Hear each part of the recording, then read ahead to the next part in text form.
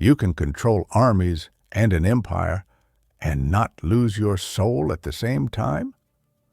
History knows hundreds of rulers. Most of them broke under pressure. The power was blinding. The force was destroying. People became violent, distanced themselves, and lost their humanity. But there was one who remained human, emperor, soldier, the thinker. He did not renounce his feelings, even standing above thousands. He led an army, and at the same time listened to the voice of conscience. Today, you will learn how Marcus Aurelius held power, and he didn't lose his soul, how he made decisions on which lives depended and stayed true to himself. This is a story of Stoic leadership and a lesson to anyone who faces pressure. But we won't start with the palace. And since one cold morning, far from Rome, when the silence before a battle was louder than any speech. Imagine, early morning, the northern borders of the Roman Empire. It is dark and damp. The guards are changing at the post, and only one tent is lit by a weak candlelight.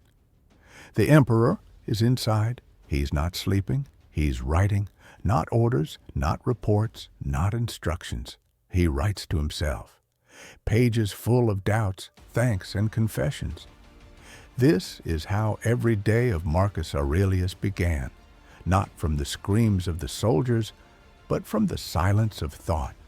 He was the supreme ruler of the greatest empire, but even at the height of power, he reminded himself, you are a human being, and only a human being. There is not a drop of narcissism in his diary, the book Alone with Myself. There is a struggle there for peace of mind, for your kindness, for not becoming a hostage to their own power. And that's what makes Marcus Aurelius more than just an emperor, and a leader worth learning from today. In this video, there are 3 Stoic principles that helped Marcus Aurelius stay human under enormous pressure. And each of them applies to any leader, manager, parent, teacher, soldier, you. Because power is not just a throne, it's a family, a team, and an influence on others. Look carefully. Principle 1. Self. Control is higher than control over others. You can be an emperor and at the same time be a slave to your own emotions. That's what Mark wrote. And here, his wisdom is absolutely practical. When there is a crisis, panic, fear around you, you want to order, push, force. But a true leader starts from the main battlefield, from himself. Aurelius constantly reminded himself, you don't control the outside, just your perception.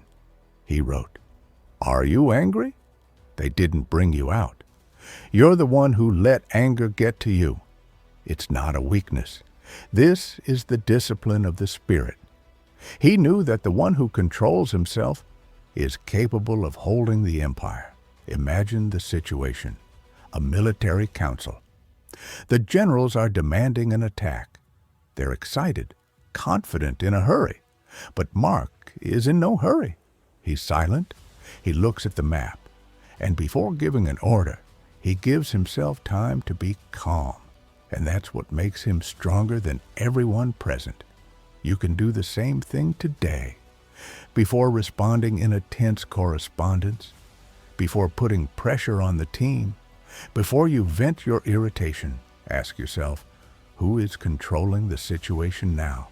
Me or emotion? If it's an emotion, you've already lost. Principle 2, everyone is your teacher. One of the most paradoxical thoughts of Marcus Aurelius. Even an evil, rude, cruel person can be your teacher.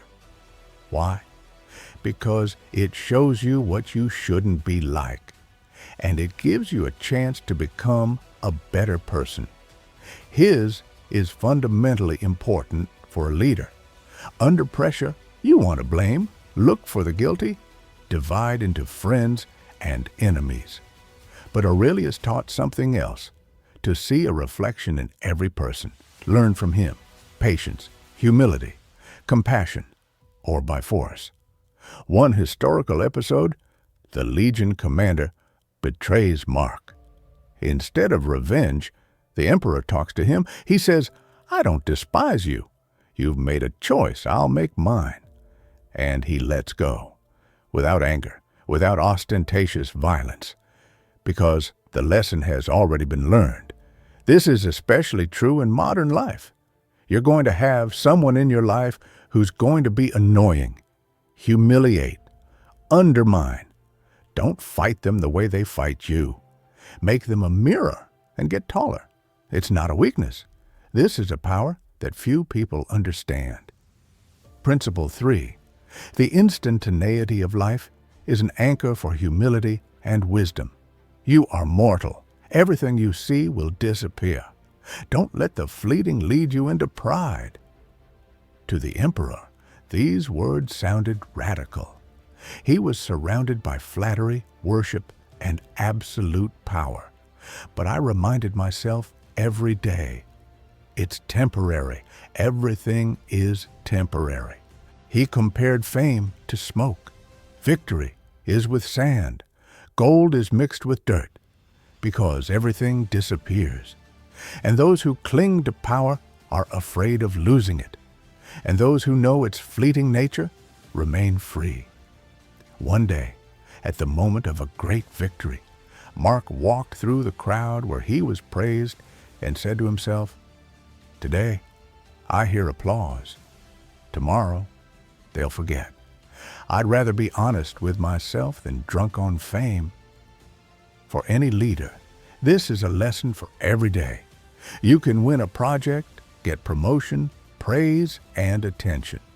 But if you don't remember about fleetness, you become a slave to approval, and a slave can't lead. A true leader, like Aurelius, knows you are not eternal, and that's why you have to be real, honest, wise. He's still alive. Marcus Aurelius could become another tyrant on the list of forgotten emperors. But he chose the path of internal discipline, and this made history, not only as a ruler, but as a man who was able to remain himself when everyone expected him to have unlimited power. He did not win by force. He won by example. And if you want to be a leader, start with the main thing. Dominate yourself. Respect others. And remember that everything is temporary. Leadership is not about loud speeches, harsh orders, or power over others. It is the ability to preserve humanity when it is easiest to lose it. Marcus Aurelius proved you can be strong and kind at the same time, great and humble at the same time, vulnerable and yet resilient. If you are struggling with pressure, fatigue, and the expectations of others today, remember him. Remember how one man, surrounded by an army, anxiety, and power, chose over and over again to be human. You can't control everything, but you can always choose who you will be at this moment. This is the main art of leadership, and it's starting right now. From you